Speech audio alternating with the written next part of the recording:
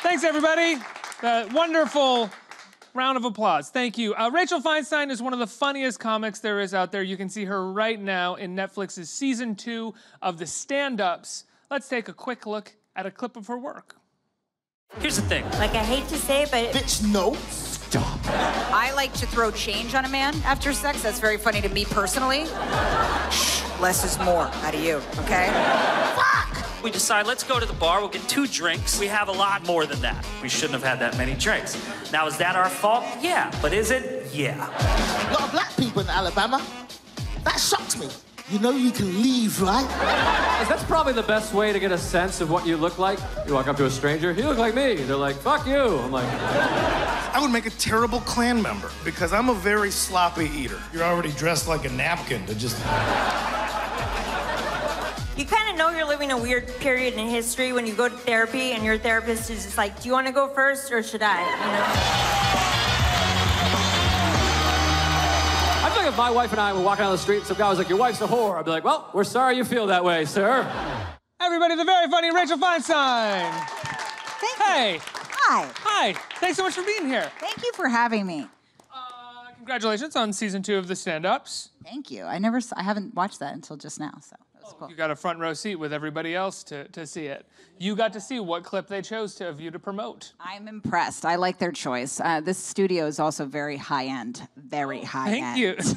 I can't tell if that's sarcastic. No, it's very nice. The green room, I've already been doing a lot of feeding in there, just trying to stuff everything in my face. There's a lot of snacks in the green room, aren't there? A lot of snacks in there. Yes, they're delightful treats. Let's talk about, how did this happen? Did Netflix approach you and say, we'd love for you to do a sort of 30-minute special inside of a season of our show, The Stand-Ups? Well, I had done an hour special with Comedy Central, and the executive in charge at that time, I knew from that, she moved over to Netflix, and so she asked me about it, yeah, and then I did it, and I love her, so it was kind of cool that I was so happy she went to Netflix, because we all want a special on Netflix, you know. Why is that?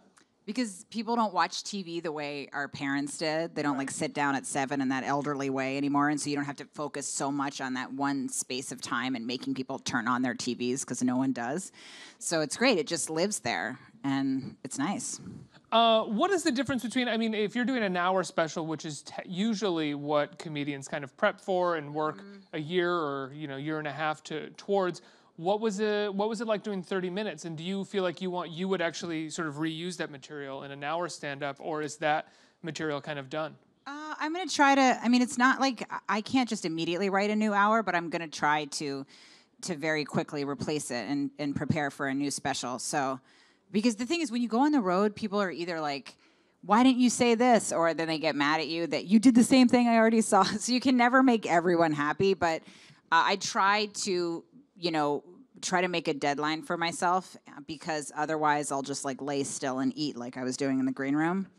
So I need somebody to like scold me. I need to know I'll be in trouble if I don't do something. So you need a deadline. Yes. Oh yeah, like a hard. And with the stand-ups, they didn't make me send the material first. They just gave me the special, which was good because then I had to write really fast and panic. And I usually kind of fantasize that there's going to be a fire. I sort of pray for like a fire or some sort of explosion, something so that to I'm take not you out. Exactly. Yeah. So I pray for a fire for a while, and then I'll write, and then I lay there, and I'm like, you're never going to do it, and I have weird dreams where people at Netflix are angry because I came there and I had nothing to say, A boardroom of faceless people? Yes, just faceless people that are just actively disgusted with me. Not actually uttering words, just going kind of angrily. What is your prep time like? Like how do you prep for an hour? Do you write on at home, or do you write sort of in front of an audience? Sometimes I mess around with things on stage. I usually talk through a joke with my friends. A lot of stuff will start out, like a lot of my friends are comics, so I'm telling them a story, and they're like, you should say that on stage. I'm like, could I make that? And then they kind of will encourage you to tell the same story. So it's different for everybody, but I'm more of a storyteller. I feel like if you're getting from another comic, you should say that on stage. That's like a pretty good sign that you should use it. Because most comics are fairly critical.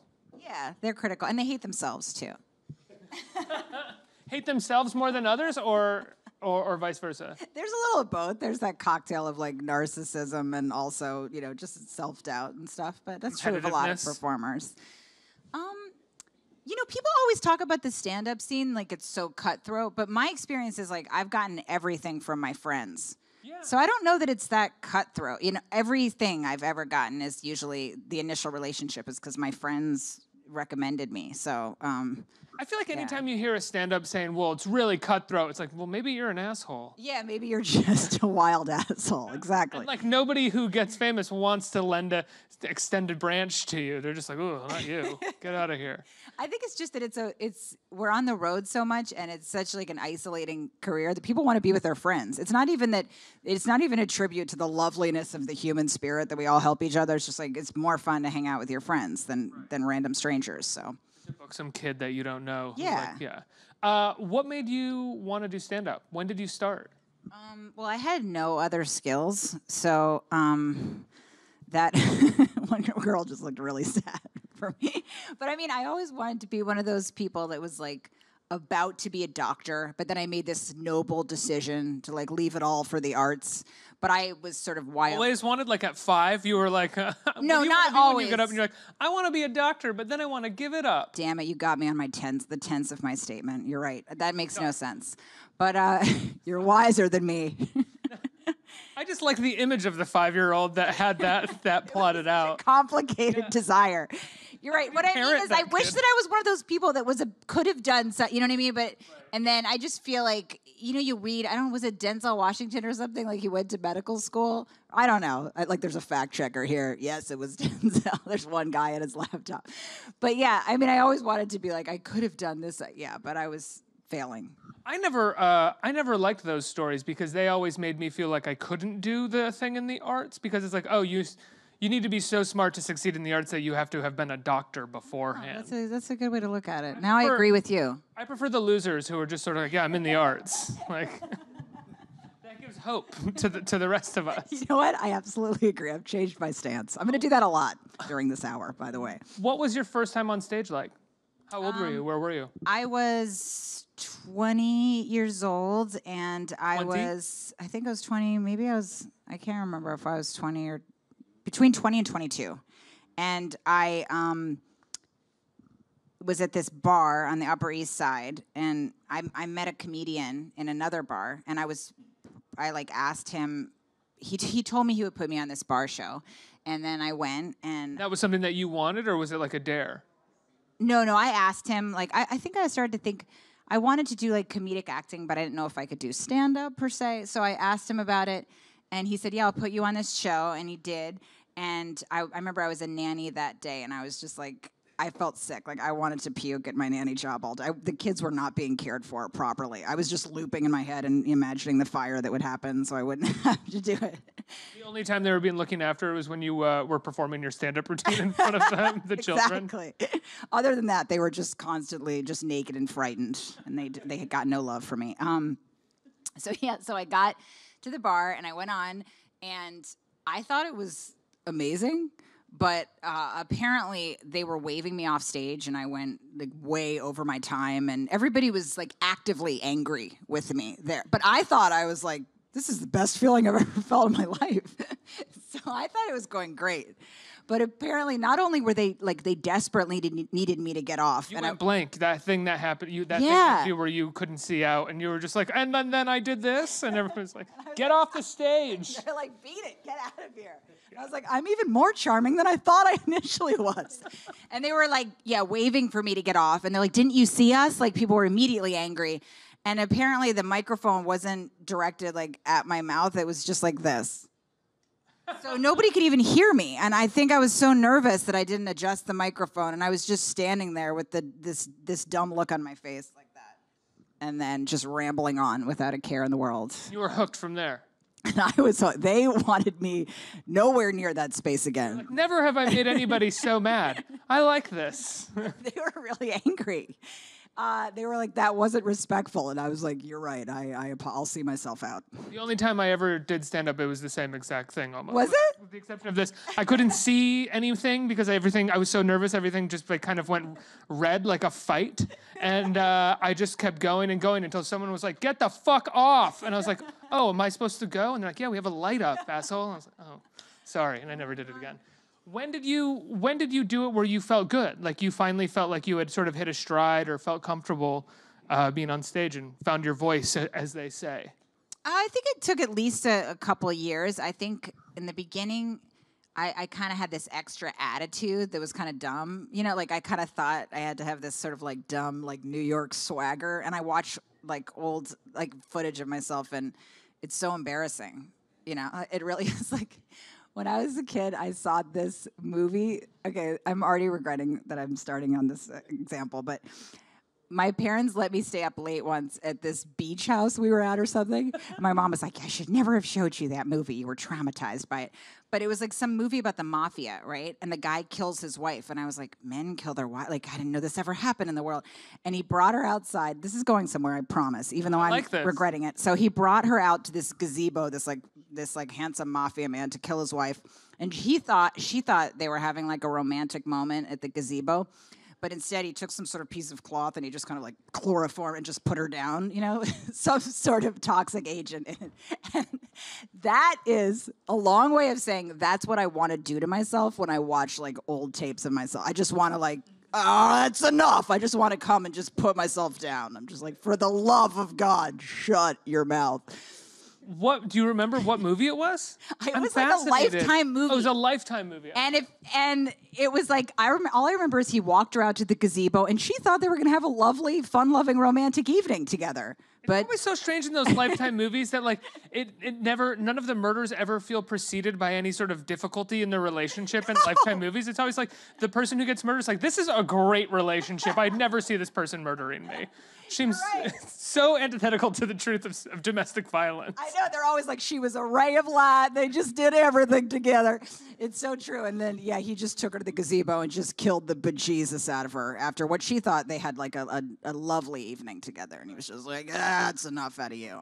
So you had like a New York, like, did you put like a gangster accent on or something in your early stand-up days? It wasn't a gangster accent. It was just like, I just kind of acted like I was kind of this like edgy, attitudinal kind of New York lady. Meanwhile, I was just full of fear and, you know. Was that just to sort of cover that fear that you had? Yeah, certainly. Yeah, definitely. And it's really obvious. And I feel like I really use the stage like too much. Like I really kind of walk around and strut too much for my awful material that I'm delivering. Do you remember, maybe this is too specific, but do you remember the kind of like the first joke or story that you told where you sort of slid back into your normal self or felt like you weren't doing that persona I don't anymore? remember what the first no, actually I do. I remember I told this story about, this was one of the first things that I did that I was like, oh, it's pretty honest. Like, I told this story about how me and my friend, when we were growing up, we used to like play this game where she'd be the boy and I'd be the girl, and we would like make out with each other and just like hump each other or whatever. And and then my mom caught us humping and we weren't allowed to play for a while. How old? I think we were like 12 or something. There were like two girls that we hooked up with, basically.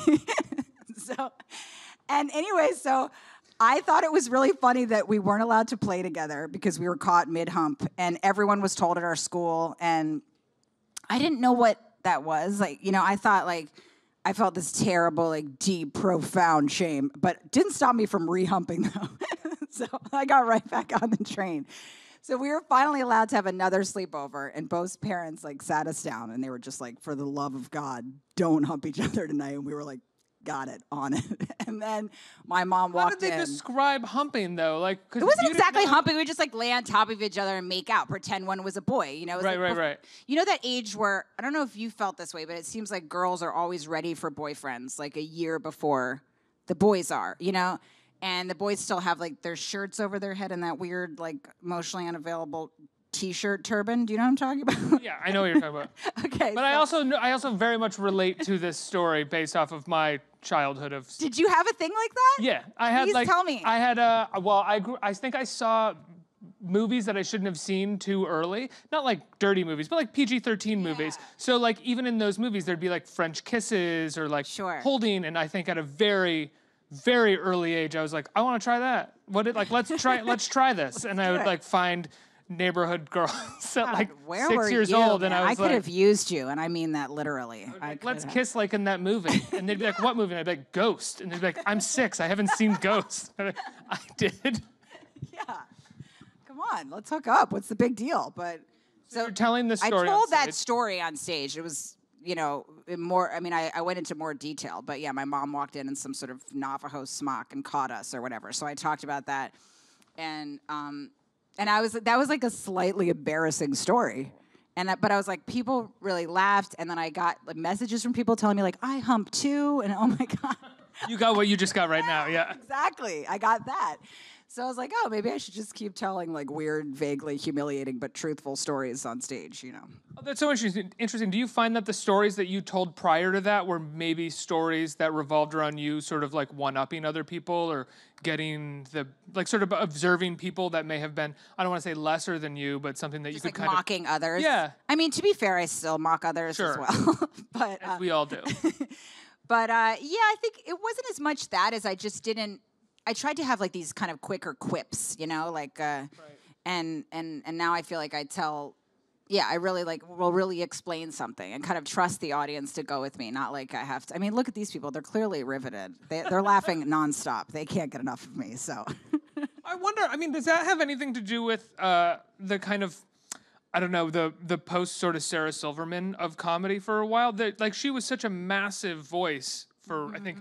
I hate the phrase "women in comedy." It's just been so used and abused. But like, I mean, as a woman in comedy, she was such a massive voice, and I feel like so many female comics for like the beginning of their career were kind of like trying to find an attitude like that before they found their own voice. Yeah, I think so. I think like I always loved Sarah Silverman and Janine Garofalo. They were like the girls that I watched when I was growing up in high school, and Margaret Cho. And so they were my examples of like, oh, you can be like that and people will still like you, you know.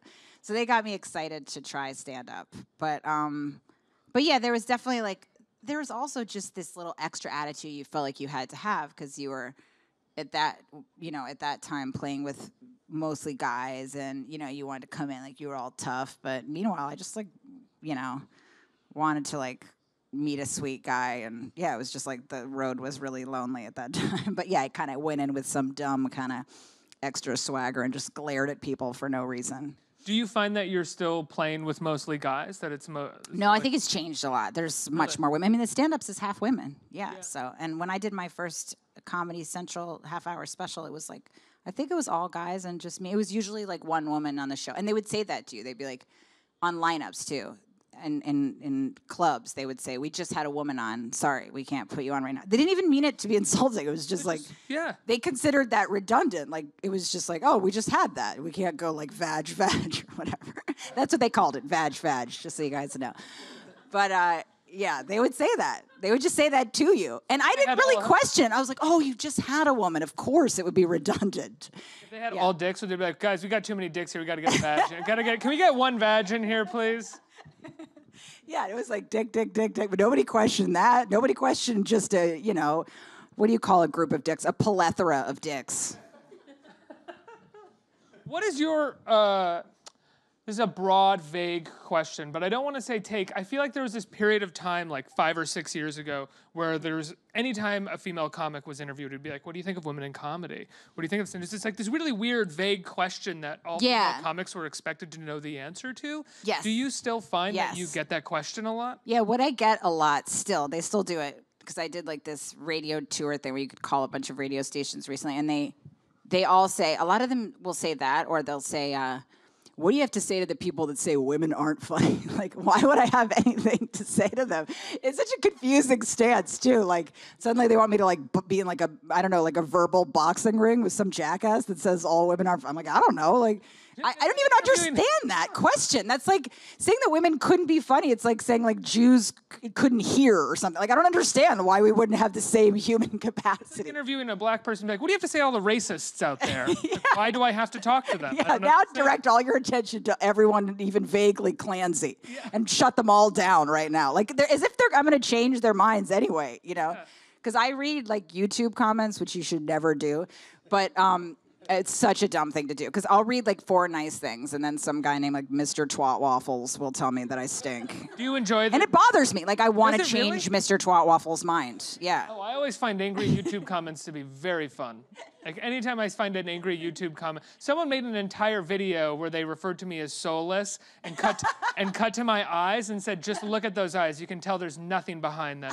And I thought it was the funniest thing in the world. I was like, you're probably not wrong. That's great. That is very funny. Yeah. Well, it depends. Like, certain stuff will get to you. You know, certain stuff I don't care about at all. Certain stuff is kind of funny. But one guy said, I still remember this. I think his name was Dr. Dumpster Fire, and he said,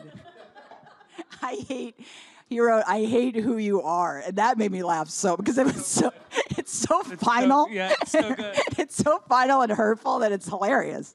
Just, I hate who you are, and he leapt to the computer. He's like, "Let me tell her this," like. Great line. I want to use that on someone though. That's not like a YouTube comment. Like I want to be in a conversation with someone that I don't like. Go, oh, I hate who you are. Like a finance guy or something. Like, oh, I hate who you are. Oh, get out of here. It's great. So perfectly hurtful. I like it a lot. Yeah, I kind of like Dr. Dumpster Fire after that. I was like, all right, you're onto something. Did we talk at all? I don't know if we've talked. We've talked mostly about how your process. Have we talked anything at all about like what's in your special? Did we talk about your parents at all and how much you talk about your parents? I do talk about my parents a lot. Yeah, you were telling me that they handle it pretty well. My mom likes it. If I don't talk about her, she goes, "Well, where was I tonight?" That's how she asks. And she calls it my talent show. So she'll say, "Where was I in your talent show?" I didn't see myself in your... She calls it the talent show? My talent show, yeah. Which is so insulting, too. That's like what you would... Your little thing. Yeah, or she does say that, too. She'll say little program. Little program. Not even just a program, but a tiny program. She'll go, "Where was I in your tiny program?" She says little program, not tiny's funnier to me. But program or talent show. Because I think what she sees me doing is like when I was a little girl, when I would do a show for my parents in the living room, that's what she sees when I'm, on Netflix or something. She sees me doing like a twirl in like a tutu or something. Locked. She's sort of locked into this place that you're never going to be able to pull her out of, no matter how successful you get. When you open a movie across the country and you're the star of it, she's like, your little thing there, your little movie. Your little tiny talent show. Yeah. You say something at the beginning of the special that I related to so much, which is that feeling when you go home and after 6 minutes of being around your family, you get furious. Yes. Then you feel guilty about the furiousness, but you miss the part where you get even more furious about the guilt, about having to feel guilty about feeling furious, and there's just this layer upon layer of feelings that you're trying to push down that keep boiling up. You're right, it's a lot. I eat so much when I get home, just that anxiety eating of just being in your childhood home, and then I'm like, people have terrible, like, abusive parents. Why do I feel this level of anxiety? It seems so unfair. Like, they're great. Yeah, they're kind people, but I can't take it. Not for. Just get exhausted, like exasperated really fast. Yes. There's like a question gets asked that's a simple, nice sort of question where they're trying to find out about me, and I'm just like, are you serious? Questions infuriate me, and she also strokes me a lot. She just she'll like sort of touch my hair, and she'll be like, "You," and I'm just like, ugh. She just likes to like stop and behold me in this gross way. And I'm like, I'm trying to eat breakfast. I don't want to be beheld, or however you say that. I don't want to be loved. Yeah, don't gently love me. That's gross. Let's get some questions from our audience. What do we have here? Hello. Hi. Hi. I wanted to know, what is the one joke that you think is your best, and what is the one joke that just didn't land with the audience? Oh my God, it kind of depends night to night. Let me think about that for a second. Well, there's this joke.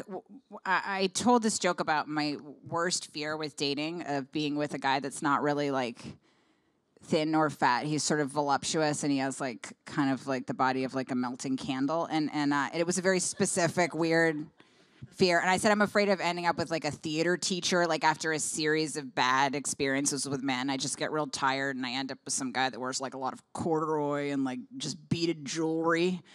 And again, it was such a weird description, and people like got it and liked it. That's always satisfying when I'm like, why should I even say this on stage? Like no one's gonna know what I was talking about. It's also very judgmental, but I was talking about how men's jewelry bugs me. Like I don't want to be with some guy who's like just crystals are hitting me against the head. Men with like paraphernalia, or like different kind of, like Johnny Depp just has too much stuff. I don't care for it. Like when I imagine a guy putting on his rings at night, I get real grossed out, or shaking them off. Oh. I think that's even more disgusting, like some ring tray by his bed, like, well, the day is done. Come to bed, honey. I'll be there in a second. Just a moment, yeah. It's so gross. You'd be sleeping by the time he got to the bed. I was saying, like, the kind of guy that, like, soothes you too much during sex. I named this imaginary man I fear named Richard, that he just views sex as, like, a never-ending process of consent. Like, the consent never, is this all right? Do you feel safe? Just, shh, you're safe. And so, You're safe. it's so gross. Oh, that's a sign that you're not safe. There's no greater sign of not being safe than a man going, "You're safe now. You're safe. You're safe with me." It is. It's absolutely disgusting. I said Richard's idea of like I feel like he would sing like Peter, Paul, and Mary while he was inside you, you know. But that was Scarborough Fair. Right? That's a really good one. I want to add that. What's got that nice Scarborough Fair? Do you mind if I sing "This Land Is Your Land" while I pet you? And do you feel safe? So Richard, that was probably one of my favorite jokes. I still have fun doing it, and I try not to do it that much because it's like older, but I enjoy myself when I'm doing Richard. You should turn him into like a character that you give bits to consistently. Maybe you're right. I could bring him back and he could do other stuff. Yeah, you could bring him in every special, and it could be the kind of thing where like when you bring it out, the audience goes crazy for Richard's new bit. You're right. That really should have occurred to me right now that I could have brought back. I bring back my mom. Why not bring back Richard? Like like Gallagher in different foods. He's smashing different foods now. Richard could be doing different weird things during sex. I feel like I lost everybody on Gallagher here.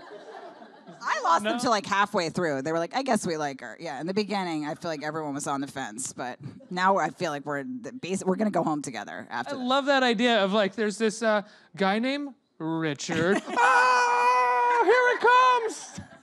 Also, because why would the idea people would be excited about him? Because he's just really a calming smear of a man. Like he's the opposite of excitement or passion. He's just like basically corduroy on top of corduroy, you know. Is anyone feeling safe tonight? Oh, she's gonna do Richard. Oh shit! Yeah.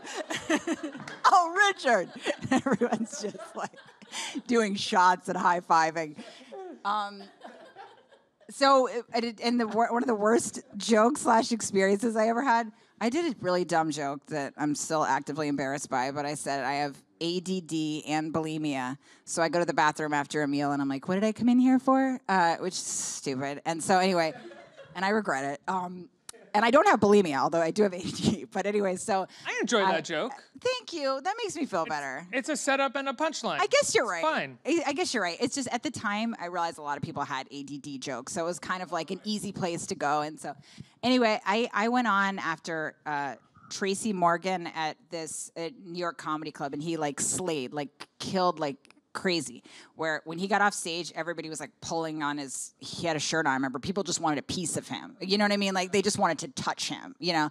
And then I went on right after him and just bombed terribly. Like it was the kind of bombing where your like depth perception is affected. Like I think I needed extra help getting off the stage. Like I didn't really know. I didn't even really understand what just happened to me. Did you kind of know that like that was probably like when he was getting off stage? I could feel the bomb collecting like a soup. Like I knew it was about to happen. I could feel it kind of fermenting. I was like, all right, I'm about to take it real bad. And so I went up there, bombed pretty wildly, told that joke. And can I ask, what did the other comics say to you before you were, was anyone like before you were about to go on, like, sorry, good luck up there? I was waiting forever. I hadn't been doing stand-up that long, and I was hoping to get on, like if somebody was late or something. So I was just sitting there hoping that somebody would put me up because a comic didn't show up. And of course they chose that moment because no one wanted to follow him. So they knew what they were doing, you know. They were kind of like laughing to each other, you know. Put the vag up. Put that vag up. Let's watch her die. Let's watch that vag die. I don't know if I have the right to say that, by the way, but sorry. I'll allow it. Not my word. I feel safe. Let me just say that for the record. I feel very safe right now. That's the trick. So I went up. The chloroform in the gazebo, ready? That's what they wanted to do to me. They knew that was going to happen. So I went up, and a comic had given me the advice that if you feel like you're dying on stage, that you should just say the most truthful thing that comes to your mind, and that the audience will really appreciate that honesty.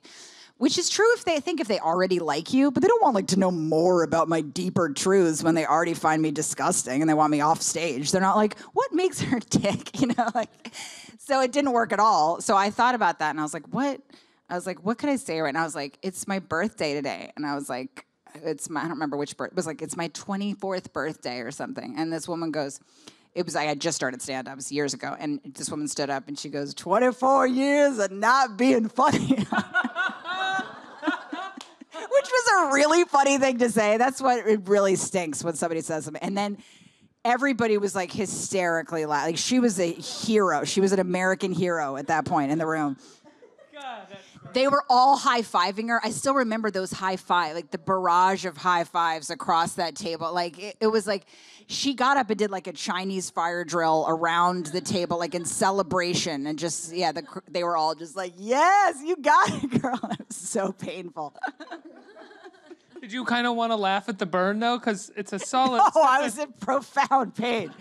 Oh, it hurt like hell because it was so funny. I was like, God, 24 years of not being funny. Sometimes somebody will say something to you that's so correct, and you're just like, oof, God damn it, she's right, and it hurt like hell. Yeah. And the thing is, I thought Tracy Morgan, because he was on SNL, and I was like, I do voices. My fantasy of the evening was he was going to see me, and then he would tell, I thought that the business worked this way, and then he'll tell SNL, and then SNL will call me, and they'll put me there, and then I'll be in the pictures, like it was just this deranged idea. I'm like, and then I'll be right in the picture show.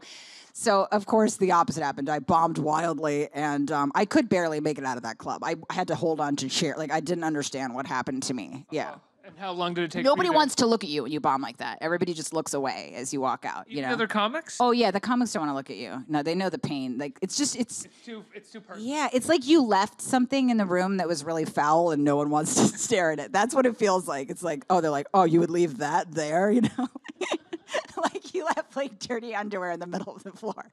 I know that's a strange analogy and I've never used it before, but that's what it feels like. You've just left some rancid, unspeakable thing there, and they're like, oh God.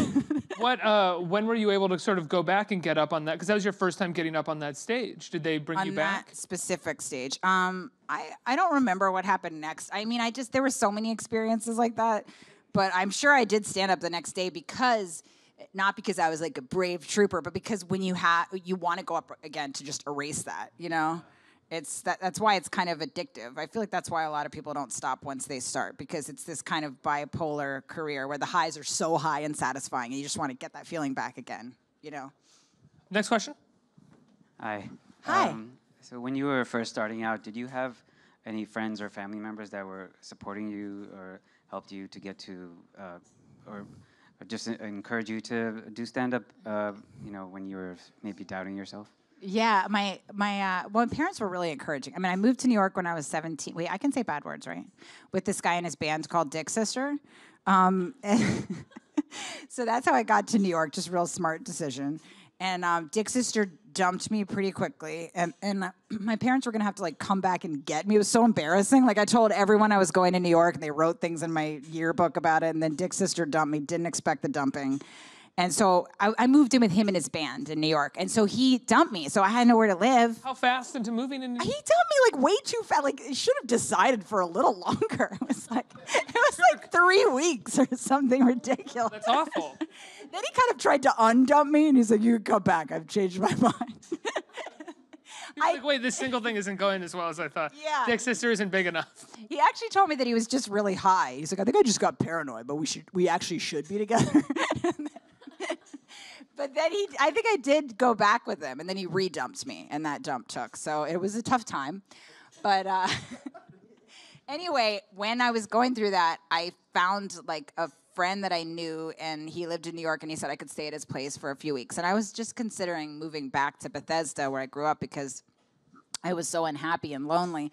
And I remember calling my dad, and my dad was like, I was like, I think I'm just going to move back, and I'll go to community college, and that'll be my plan. And then maybe I'll move back to New York in years from now or whatever. And he was like, no, don't do that. You shouldn't. That's like an unnecessary like sidestep. He was like, you should stay there. He was, at that time I felt very judgmental. I'm like, why wouldn't my dad want me to come home? But he was like, no, you should stay. He's like, that's the braver move, because you've talked about this comedy thing for a while and some version of doing comedy. So you should definitely stay there and keep doing it until you really fail at that. And then if you really feel like you have tried everything and it's not working, then come home. And I remember getting off and just being like so pissed. I'm like, this guy is a dick. And I was like angry. I'm like, why would he say that? And now I'm so glad he did, because it had the perfect effect where I was like, well, then I will do exactly what you just said. Take that. And I did, and it stayed. And so I feel like I'm so thankful to my dad and to Dick's sister. Have you talked to Dick's sister? He emailed me, yeah, when I was Really? when I was doing Last Comic Standing. he emailed me like a long email about like, "Yay, I know I wasn't the best to you." Asking if we could go. Oh, us, man. He asked if we could go for coffee, but I was like, I don't need a coffee with Dick's sister. I mean, I forgive him. We were both, young assholes, but I don't think we need a coffee for any reason. Right, where's that going to go? Why would we do that? I don't want a coffee with anybody, really. Yeah. No, that is true. That is true. It's very like anytime someone is like, do you want to get coffee or drink? I'm like, oh, not really. No, and they always push you. They're always pushy about it. They're Hey, we like, should get a you drink." said, yeah, it's too much. We should get a drink. I don't think so. I've got a couch, and I've got TV, and I've got Netflix, and I've got books, and I'm not going to... Exactly. There's no reason for me to sit and have a drink with you. One more. We're going to take our last question from an online viewer. Mary wants to know, was there a time where a joke didn't click with an audience, and how did you overcome that? I mean, it's like every night. Like that happens all the time. Because we do long sets, so we could do an hour, and this joke didn't do as well as you wanted it to. And it's all relative too, because sometimes you think a joke did great. Like you're like, that was a nice response, and somebody after the show will be like, I don't know what was wrong with that audience, but I thought you were great. People always do that.